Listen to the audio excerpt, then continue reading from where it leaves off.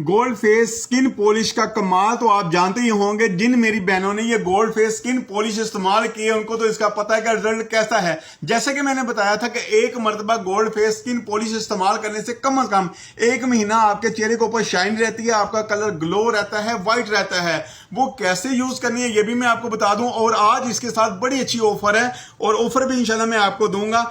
ये gold face आपने skin polish लेनी है, इसमें ऐड क्या करना है, एक अदद व्हाइटनिंग पाउडर ऐड करना है जो आपकी स्किन को फुली ग्लो देता है और किसी किस्म का कोई नुकसान वगैरह भी नहीं है। कम से कम एक महीने तक आपका चेहरा ग्लो रहता है। ठीक हो गया जी।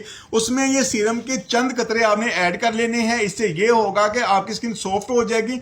अगर किसी को कोई भी ब्लीच वगैरह करते हैं, हल्की फुल्की इचिंग वगैरह होती है ना, तो ये डालने से वो भी नहीं होगी, बल्कि आपकी स्किन शाइन करेगी। ठीक है जी। स्किन पॉलिश करने के बाद भी आप इसको यूज कर सकते हैं।